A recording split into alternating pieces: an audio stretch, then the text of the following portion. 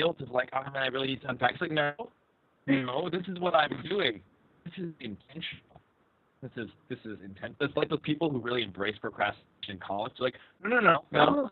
I'm going to write the paper the morning it's due.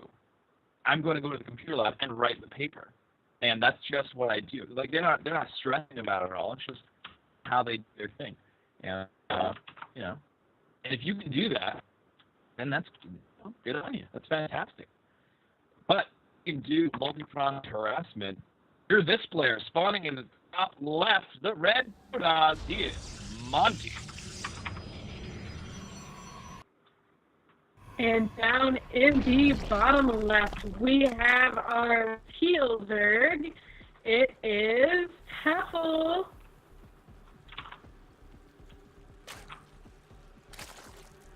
All right, so things are developing over here. We do see the second Overlord at the usual time, moving up to 17. The drone coming across the map here.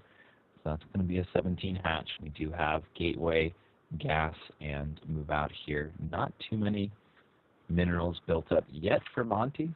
We'll have to see. Going for a scout. Really like this. Moving out for the scout before really committing to any expansion. Yeah, Monty really wanting to know what's going on. A smart move on Arena, since Zerg can be aggressive, and it can really punish a greedy Zerg. Yeah. It's like Monty seeing that pool timing, seeing that gas timing, probably feeling a little bit more okay. He's getting his Cyber Core now. He has open double gateway. Wouldn't surprise me to see double adept production.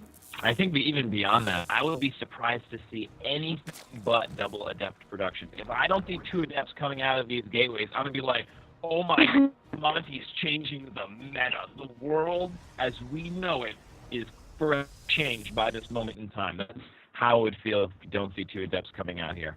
And it's possible. I'm ready to be, amazed by Monty. Bring it on. We do have a sort of normal opening here. Every now and then you see something a little bit weirder like that, but it is going to be double adept. Interesting note is there is still no Nexus here for Monty. Yeah, he's saving up. Looks like he's going to get it out. This is one of those builds where I think a lot of the time we either see the double adept after expand or before expand. Yeah. This time it's before. And I think that's a really smart move. The adept is a really great unit for killing Zerglings, which is great on the offense, but it's also good to help you secure your expansion. Make sure you can hold on to it. These adepts now moving out, as you said, they are also here to defend that expansion if need be, so I do think that is a wise move there from Monty. Got the Mothership Core coming out now. For the Zerg, just a queen. Yeah. Zerglings are on the way. He is going for that 8. That deals with that double adept aggression so well. But Focus is firing down some workers here. Has 2 already. And it's going to get out. Ooh, maybe not with all of them. Wow, look at that. Those adepts just make it out. Taking a break here, taking a breather. Maybe Will be a Twilight Council again here for Monty. Wouldn't surprise me if again he went for the adept grid. Not at all. Man, this adept, oh my God. He's playing so well with these adepts. I wouldn't have expected him to really commit to this aggression here, and apparently neither did Teffel. Going to be taken out quite well. And then we have the rest of this setup coming in. Wow, this is what a cool city here. That's fantastic. Oh, yeah. That's neat. I really, really like that. 1 pylon powers both of these gateways, and that cuts off so much. And you're even sort of forming a concave top of the ramp should you have forces placed on the outside of that. We have 2 more gates on the way for Monty. He is getting resonating glaives. Will upgrade his adepts. But we do have a roach warren again from Teffel, so I think he's feeling that the adepts, they're going to be back. He's getting some roaches now, and that should really help on the defense. But an interesting note for Monty is that he is following this up with a Dark Shrine. Yep. When playing Protoss, Dark Shrine, the famous rhyming saying from Day 9 that we all know and love, coming into play here. And As this map continues on, you see the expansion sort of move over to the right side. Players get more and more spread out. There aren't any options really for sort of triangular expansions or like pocket expansions that we see in so many other maps. So every expansion you take makes you more and more vulnerable to the kind of multi-pronged traps that we've been seeing. And your opponent is expanding sort of in parallel lines against you. And as a result, they have a lot of access to all of your bases very easily, and that sort of multi-pronged aggression is very, very powerful here. Big movement out here. I'm not sure if he's going to commit. Okay. Does not commit to it, just making a bit of a scout. He's really strong in that choke position. And moving out, might be able to focus on a queen here. No energy for transfuse, that's quite nice. Moving back, does commit into the main here. Going to take out a queen. Queen's down so far. Moving out. Well, I think it's going to be a cancel. Nice!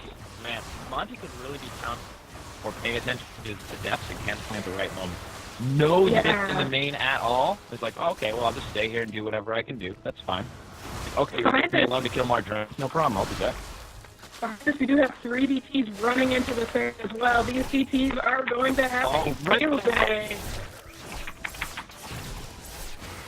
2 of them going for the hatch. 1 of them involved. Losing this hatchery is going to be such a big deal for Teffel. Oh man, Teffel's building. Oh no, he's rebuilding drones now. He built a lot of units up. He's got quite an army. Back at home, there's not much to defend. That's what happens here when you invest in DTs. A lot of the time, you end up with a pretty small army at home. There is potential here for counterattack. Teffel's thinking about it, but it doesn't look like he's going to go for it. Pylon's good unit. Going to be built outside this choke point to help defend. Forge as well. Weirdest position for a forge ever. Like, where do you put your forge? Oh, I put it out in the open on the low ground between my third and my natural. You know, just right in the attack path of my opponent. It's like, really? It's like, yeah, you know, I heard forges are good there. Forges, not shield batteries. You know, this just in. Yeah, it's an interesting place, but I kind of find it interesting. However, Teffel breaking down these rocks, I think he just wants to go into attack now.